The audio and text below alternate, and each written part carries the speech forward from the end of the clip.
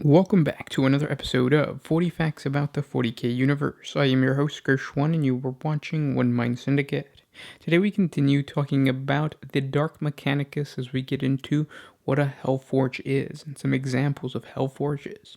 If you're new to the channel, subscribe. We post Warhammer 40K lore videos every single day, and if you have any suggestions, comment down below. But with that said, let's get into 40 facts on the Hellforge. A Hellforge is a fallen forge world dedicated wholly to the ruinous powers and controlled by the Dark Mechanicus. This infernal forge of a fallen heretic scion of the cult Mechanicus reeks with the terrible smells of burning blood and scorched flesh, fed by souls as well as promethium and steel, constantly churning out arms, armaments, and demon engines for their Dark Mechanicus lords and their Traitor Legion allies. The legacy of the first Hellforges began during the galaxy-wide civil war known as the Horus Heresy. Aside from the human component in the traitors' ranks, the power of the Mechanicum and their kin were also of great importance to the conflict. Within the ranks of the newly declared Dark Mechanicum, as the elements of the Mechanicum who declared for the War Master Horus became known among their loyalist brethren, could be found powerful elements of the Martian priesthood, the Ordo Reductor, and the Legio Cybernetica, along with many of the feared Destructo cults and a number of subcults which had operated for long years on the edge of tech heresy, all drawn together by the Fabricator General, Kelbor Hall. Within them came the support of more than half of the legions of the Legio Titanicus, as well as a dozen of allied knight houses, and even Mars itself was lost to the Loyalists. The output and military powers of a forge world such as Sarum, Voss, Cyclothras, and Styges VIII have declared for the traitors, with others such as Anvilus, Inclandium, and Ryza paralyzed by civil war between their tech priest cohorts. The Dark Mechanicum hoped to restore the autonomy of the Mechanicum from the Imperium of Man.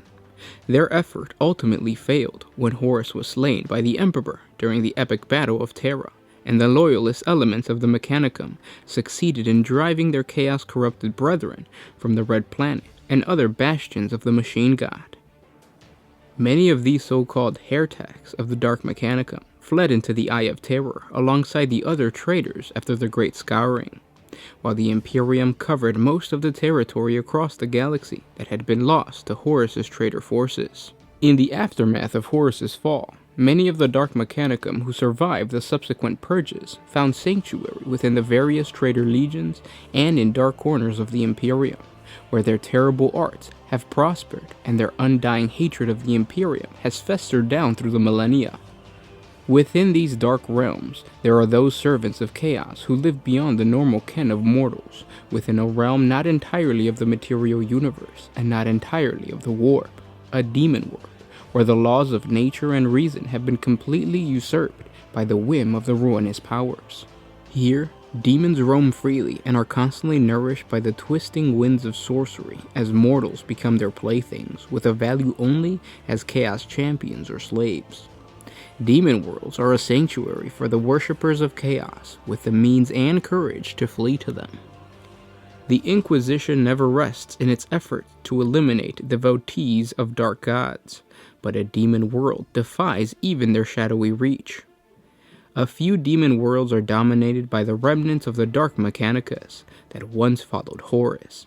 These Dark Mechanicus Hellforges are wholly given over to demon machines and infernal industries, where mills grind flesh and suffering is the currency used to make the insane visions of their nightmarish master's realm. Countless millions are enslaved to work in a world-spanning network of labyrinthian forges, churning out an endless supply of weapons and armaments for the traitor legion's long war against the Imperium. The masters of these Dark Mechanicus Hellforge worlds, most now half-demonic machines themselves, have long since left the shreds of their humanity behind, and are beholden to no one, be that mortal or chaos god. They sell or barter their unholy inventions and arms to the highest bidders, be they warlords, demagogues, chaos sorcerers, or even demon prince, without favors. And their coin of exchange is always the same, New raw materials, the flesh and souls of slaves for the Dark Forge world's unquenchable hunger. These fallen forge worlds are enclosed in a perpetual blanket of dark gray clouds. Below the clouds is the source, stack after stack of vertical pipes, rising even to the lower cloud decks and billowing thick smoke into the acrid air. No sign of the actual surface can be seen, for all is covered with layered factories, which are burning, creating, and forging night and day, though there are few who can tell the two apart, given the atmosphere. Robed figures wander without wasteful delay in their tasks, exposed cloth allowing glimpse of artful metallic limbs. Closer examination reveals more of the real nature of these dark worlds. Unhidden, clear to even a casual glance, is the mark of the ruinous powers. Runes and glyphs of unholy meaning litter walls, declaring patronage to the dark gods. Even the heretics carry these marks upon their branded flesh, their allegiance to the machine gun burned away from their synapses. Some notable forge worlds include Toil, which the demon Primarch Perturabo perverted the 8th ritual of possession, turning them against his enemies. Invoking Nurgle, Perturabo imbued his curse with extreme contingent and released it into the mechanical system of Toil, a former Imperial vassal forge world. Raw chaos spread throughout the machines, and the hidden manufactorums began to change. On the 8th day, giant cables bursted from the earth, demonic machines hunted the living, and many-legged cathedrals of industry prowled the wastes. The planet was ultimately scoured of all native flesh and has been transformed into a world shaped by unreality of the Immaterium. Recent reports indicate that the Adeptus Mechanicus domain of Uringborg 1572 has fallen from the grace of the Emperor. Its foundries turned to production of the tools of damnation at the behest of traitor Magi, and the status of its attendant, Titan Legion, and legal separatists unknown. It is the Inquisition's belief that given current commitments in that region and the continued uncertainty regarding the fate or loyalty of the legal separatist Uringborg 1572 is for all intents and purposes lost to the Imperium. Certain lords of the Inquisition have long poised the existence of a domain of the fallen Mechanicus beyond the boundaries of the Imperium's realms. Some believe it to be a forge world long predating the Age of Strife, which was never contacted during the Great Crusade. Various legends have surfaced of a world of crippled hellsmiths that prostrated themselves before a cyclopean machine altar, sending up veneration in sonorous binary chants that echo weirdly through the Immaterium, and can be perceived by the Inquisition's warped seers when the tides of the Sea of Souls rage especially strong. The Inquisition has recently learned of the Fenotian Cell, whose unhallowed master believes Crucible Omega to be very real indeed, and that the altar its population worships is in fact a fully functional, standard template construct. Abhailum is a former Imperial vassal world now controlled by the Dark Mechanicus, and wholly dedicated to the ruinous powers. Much of the early history of this isolated world has been lost to the long passage of millennia. Abhailum was once considered a vital deep void way station, since it lay on the Armageddon Paramar Grand Conduit. The survivors of a mission group dispatched by the Inquisition to the Abhailum system recently returned and reported that the planet was now lost to the Imperium.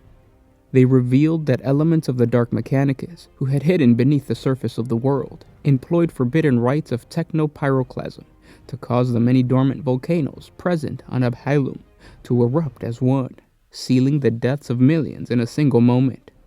Worst was to come, for out of the rolling black clouds and rivers of molten rock charged an uncountable host of demon engines. It was estimated that the entire population of the planet has now fallen to the Dark Mechanicus, slaughtered, consumed, or dragged beneath the ground in fetters to tend the infernal forges below. It is believed by many within the Inquisition that Abhailum is now beyond any hope of deliverance. Furthermore, it is likely that Abhailum is already on the path to becoming a significant locus of production for infernal engines of war, and that soon the traitor legions and others dedicated to the ruinous powers will be able to procure the service of machines brought in from its forges. Crucible Omega is a supposed Hellforge and dominion of the Dark Mechanicus, wholly dedicated to the ruinous powers. It has long been theorized that there exists a domain of the fallen Mechanicus beyond the boundaries of the Imperium, and that it was a forge world predating the Age of Strife, which was never contacted during the Great Crusade. Various legends have surfaced of a world of crippled hellsmiths that prostrate themselves before a cyclopean machine altar, sending up venerations in sonorous binaric chants that echoes weirdly through the immaterium, and can be perceived by Imperial warp seers when the tides of the Seas of Souls is especially strong. It has recently been learned by inquisitorial agents that a Fenonite cell and its unhallowed master believes Crucible Omega is a very real place, and that the altar its population worships is in fact a functional standard template construct. The Inquisition has mobilized available assets to ascertain the current status of this group of adversaries, and have recommended a convocation of an inquisitorial conclave at the earliest opportunity to debate the matter further. Crucible Omega's current status is unknown. Daisos was a soul forge occupied by the demon-binding Dark Mechanicus until the year 993 of the 41st millennia, when the Iron Warriors Warpsmith, Vostok Pistonhand, staged a coup against Daisos' Dark Masters. After a single solar night of bloodshed, the entire world was given over to the production of a demon engine for the Warpsmith's army. Each new horror was slave to the Piston's Hand's will by the forbidden rite known as a concatechism. The Warpsmith's chaos sorcerers summoned demon after demon to the soul forges, binding them into the flame with their iron-worded spells. The planet turned black with the smog of industry. Eventually, the Chaos God's gaze fell upon the wholesale abduction of their servants, and they were most displeased. 4 massive demonic legions materialized upon Daisos, one sent from each of the ruinous powers. United in their outrage, they proved unstoppable. Though Piston Hand's armies boasted thousands of mechanical terrors, the invaders seemed without numbers. Daisos was conquered within a solar month.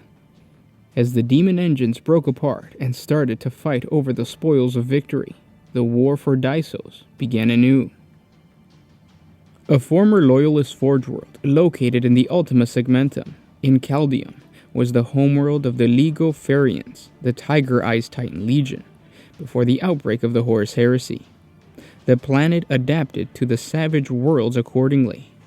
They acquired additional human stock by raiding the pharaoh population of the world, which brought echoes of barbarous cultures that began to infect the increasingly schismatic machine cult, propagated by the planet's mechanicum. With the outbreak of the heresy, they declared for the War Master Horus. This world was cleansed by loyalist forces during the Great Scouring, and eventually brought back into the Imperial fold. A planet-wide industrial hell that would destroy the sanity of most mortals. The Iron Gas Foundry is a chaotic forge sworn to the glory of Khorne, the blood god. Bristling with vast brazen gun towers and spike-studded battlements, the Iron Gas Foundry is all but impervious to invasion. A conclave of warpsmiths rule over the Iron Gas Foundry, led by a cruel and violent slave driver known only as the Overseer. It is their oath that while a single soul remains to man the machineries of their global factory, it will never cease churning out weapons for the blood god's innumerable wars. The foundry produces everything from chain axes and hell-brute sarcophagi to vast demon engines such as the Lord of Skulls and the Lord of Battles. Their blood-encrusted runic circles flare night and day, dragging demons from the immaterium to be bounded into rank upon rank of waiting demon engines. This is a place of vast horrific industry, and serves as the weapon factory for a great many coronet demonkin warbands. The Overseer and his conclave maintain bloody pacts with such diverse coronet hosts as the Skull-Sworn, the Brazen Beasts, and the 8 Scarred. In return, they demand raw materials, junked war machines, precious metals, and corpses harvested from the fields of war. Retlaxy is an ancient fiefdom of the Mechanicus of old, and was thought long lost to history. Yet, in the manner of so many things damned by the stain of the warp, it resurges periodically to instill doubt and fear in the souls of the faithful. Having laid dormant for the better part of 8 Terran centuries, the name has appeared once more in at least a dozen confirmed, remote prognostications, several readings of the Emperor's Tarot, and at least one recorded communion with a ritually summoned and bound etheric entity. The world was once a subject of the traitor Collegia Titanicus Legal Mortis, and so it is the Imperium's greatest concern that its foundries, if still they function, may be supplied arms and ammunition to the arch-traitor's body. The matter of the appearance of the demon engines, codified as the Decimators, have been the subject of several previous conjunctions, and the majority of the Inquisition are agreed that the source of these vile hybrid of machine, demon, and Xenos artifice lies beyond the Laneth Rift, in the region known to Imperium as the Silent Abyss. Having gathered together a number of transcripts of the post-mortem confessions extracted by the way of Thanatos protocols, Inquisitors are now certain that the long-outlawed heretics of the spectral cult are in contact with the source of the Decimators, which they appear to know as the Silent Forge. Furthermore, these transcriptions link several renegade Adeptus Astartes warbands to the Silent Forge, suggesting that the Spectral are serving in the capacity of brokers, facilitating the armies of the great enemy and gaining the service of these mighty engines of war. What the Silent Forge demands in return, or what share of the price the emissaries of the Spectral claim, can only be guessed at, but no doubt speaks to the very depths of sin and blasphemy. The name Temporia appears in but a handful of archives, all of them penned by the hands of heretics long ago consigned to the pyre. To name such a place is to invite into the soul a portion of the madness and unreality in which it steeps, and in doing court the damnation so many haven to. In his vision, the captive warpseer, known as the Oracle of Brass, describes an impossible realm of cogs and arcane mechanisms, the size of continents and mountain ranges, that can only be related to a hellforge dedicated to the ruinous power, known as the Changer of the Ways. Further reports have served to solidify the Inquisition's view that Temporia is a hellforge that entirely exists, at least partially, deep within the Eye of Terror. This gargantuan mechanism turns in patterns mortals cannot and should not fathom, for they can only serve the cause of their destruction and ruination. Samek is a hellforge of the Dark Mechanicus, wholly dedicated to the ruinous powers, located in the Jericho reach of the Segmentum Ultima, also known as the Iron Pit by the debased human renegades that travel there to trade and barter. Samek was once an Imperial Forge world, an outpost of the Adeptus Mechanicus within the former Jericho sector, famed for the skill of its tech adepts and the quality of the cognitator systems produced there.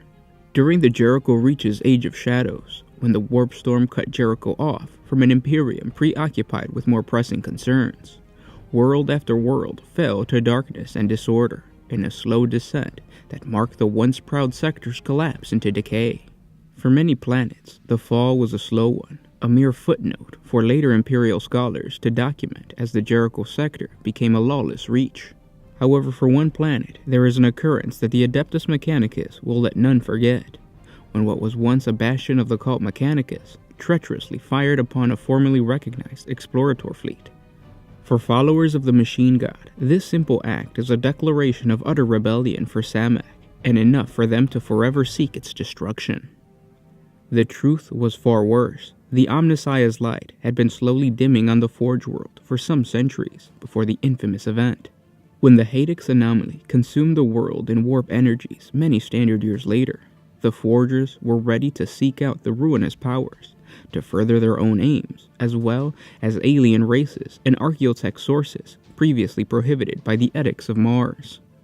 Samek now stands as the main source of armaments used against the Imperium, creating profane combinations of authorized Imperial technologies, unconsecrated archaeotech, unholy creations of chaos, and even inhuman works of the Xenos. These abominations represent the real nature of Samek, A world where nothing is forbidden, when it will garner influence and stature. Of brokers willing to deal with anyone or anything as long as a payment is made. Of agents ever searching for undiscovered technologies to exploit. There is no morality other than the ruthless quest for power and survival in the war-torn Jericho Reach. To the Adeptus Mechanicus, Samek is a dark mirror of their own holy forge worlds, one they dare not contemplate too closely. For the Death Watch, they are a formidable enemy, wielding arcane and technological wonders unseen by mankind. As long as Samek stands, the outlook for success in the fight against chaos is as dim as the smoke-blackened skies of the planet itself. With the coming of the Jericho Reach's Age of Shadows, darkness was cast across the region, and no world was spared. As with most Imperial sectors, the planets were heavily interdependent on each other, and as passage became more perilous, each world began to fall into disorder. Lessening contact with other worlds bred discontent and uncertainty.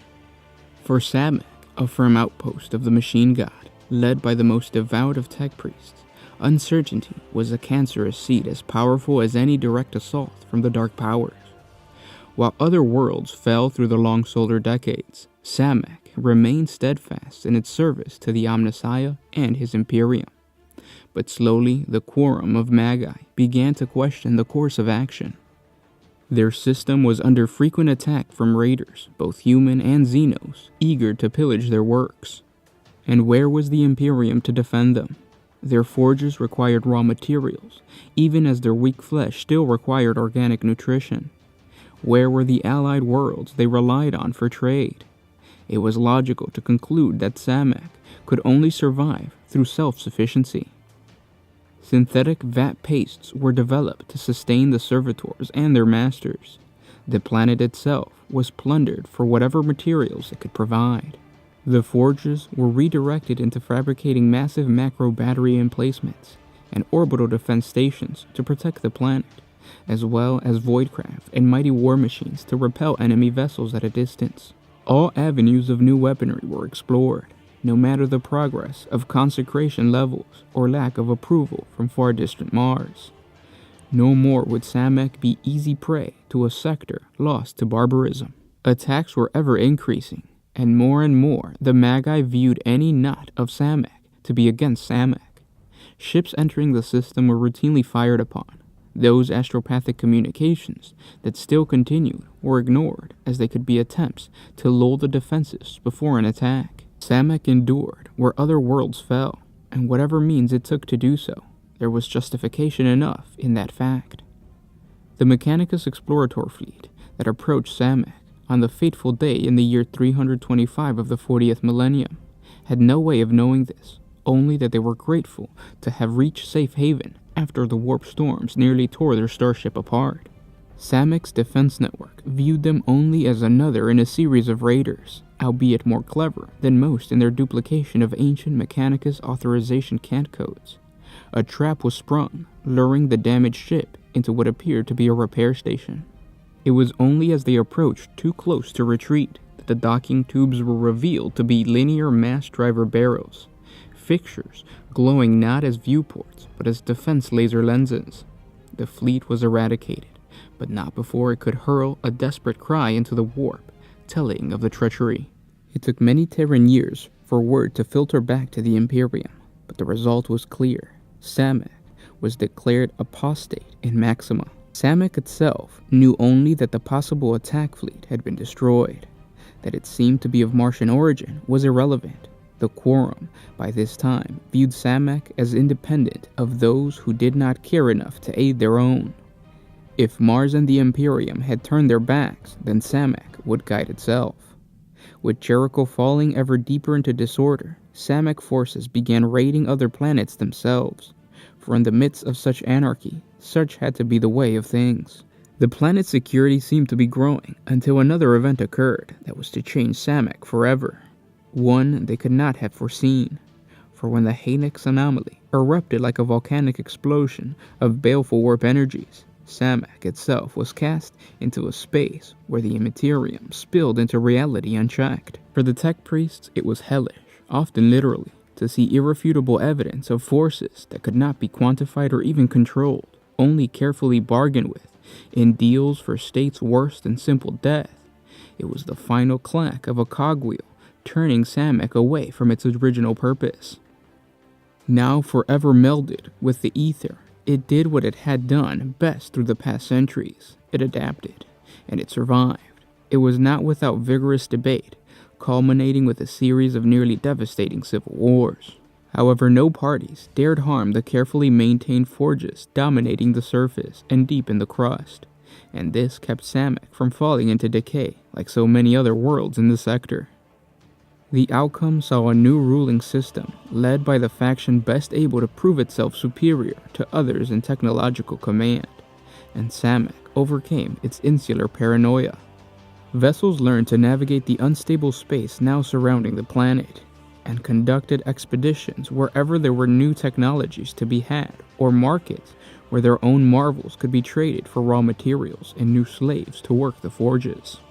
Ever more frequently, they searched for ancient archaeotech or arcane lore to help their own factions establish dominance over rivals. No source was too extreme, and Samek agents established ties with Xeno races across Jericho, many of which the Imperium still has not encountered. Their own star system was not neglected, as the entire area was embedded with defenses unparalleled across the sector. Most importantly, pacts with dark gods granted the Magi and their factions the power to control their new environments in exchange for supplying the Chaos Warhost with weaponry and engines of war. It was the beginning of Samek's new role in Jericho, and the tech priests are arrogantly proud that the Imperium that had forsaken them is now terrified of their existence. Any appraisal of Samek would immediately reveal its origin as a forge world. Every planet and planetoid in the system hosts extensive mining operations, with massive machines extracting ores and minerals to feed the forges. Mass freighters connect them all to Samek itself, a world enclosed in a perpetual blanket of dark clouds. Below the clouds is the source, the stack after stack of vertical pipes rising even to the lower cloud decks and billowing thick smoke into the acrid air. No sign of the actual surface can be seen, for all is covered with layered factories, burning, creating, forging, night and day. Robed figures wander without wasteful delay in their tasks, exposed cloth allowing glimpse of artful metallic limbs. Closer examination reveals more of the real nature of Samek. Xeno vessels flit about the system, trading openly without retribution. Vast slave forces work the cruel machinery, crushed to ruin pulp should they fall. Obvious mutants walk the iron lanes connecting the complexes, undisturbed by biologist proctors seeking righteous purity. Automated multi-limb mechanisms stalk across the girders, connecting forge spires, with no tech overseer guiding their actions. And unhidden, clear to even a casual glance, the ruinous powers. Runes and glyphs of unholy meaning litter walls, declaring patronage to dark gods. Even the tech priests carry these marks upon their branded flesh, their allegiance to the machine god burned away from their synapses. The forges themselves burn with the terrible smells of burning blood and scorched flesh, fed by souls as well as promethium and steel. The blessed cogwheel is gone. Instead, there are leering metal skulls set in a circlet of spiked teeth. Possibly worse for any loyal servant of the Omnissiah would be the sense of disorder. There is no proper logical structure to the world. Forge cities rise in random fashions, lurching towards the skies and deep into the planetary crust at the whim of their lord. Factories lie in ruin elsewhere, collapsed from combat that would be unheard of on a true colony of Mars. For Samek is more than a simple fallen forge world. It is a planet in constant tension between dozens of rival forges, each fighting, scheming, and struggling for dominance. Only the forge that can intimidate, bribe, irrefutably demonstrate its mastery of all technology is fit to rule Samek, and its dark Magos proclaims himself Furnace Lord. Such rule extends only so long as another forge does not topple it through its own exhibition of more powerful weaponry, allegiances with Xenos and Chaos Warhosts, or access to lost archaeotech. At any given time, there are perhaps a handful of forges on Samek that count themselves as dominant powers. each perhaps leading factions of numerous minor furnaces. The standing of the forges are not set in the iron thought, and will rise and fall with the fortunes of their forge lord. New exclusive rights for the discoveries made by xenoscavengers, revelations of new technological breakthroughs, all of these could raise a lowly district to planetary power. Alternatively, the failure of a new warp drive configuration, or the loss of a slave pen due to revolt, could lower a forge lord to casting stubborn shells to survive.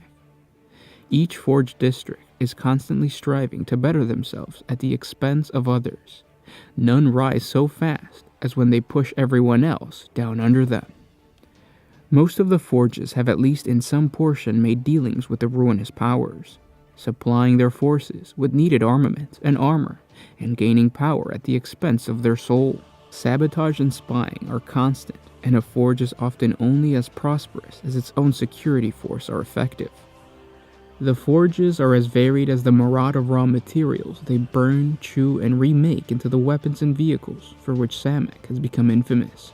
Some, such as Hexel, in many ways, preserves their ancient way of slow study and careful refinement, with their extensive collection of rare tech patterns, allowing them to retain valuable markets. While it in no way espouses retreating to the close-mindedness of the Adeptus Mechanicus, their tech priests still see the value of deliberation and caution.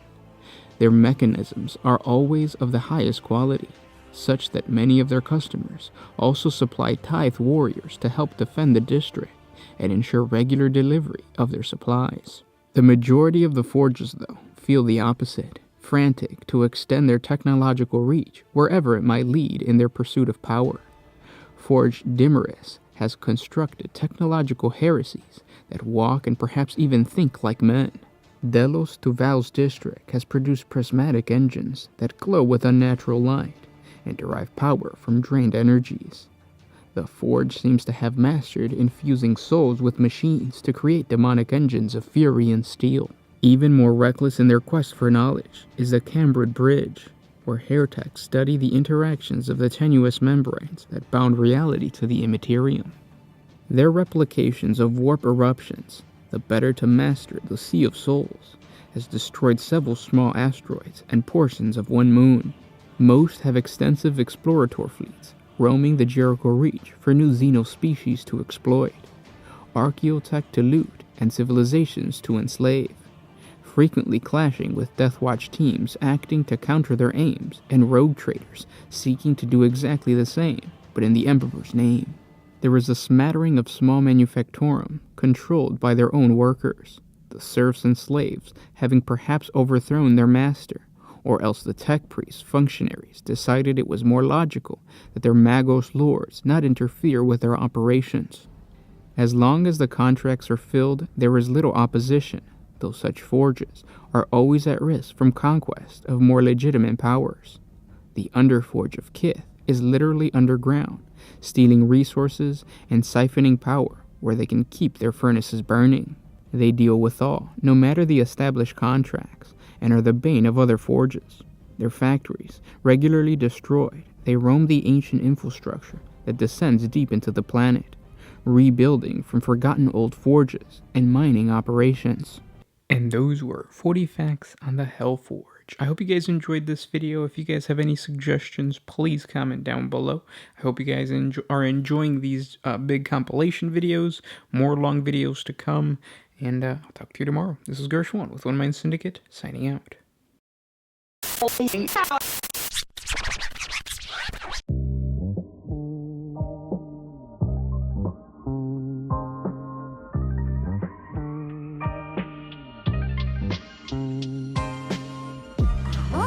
used to put my freedom first in any situation.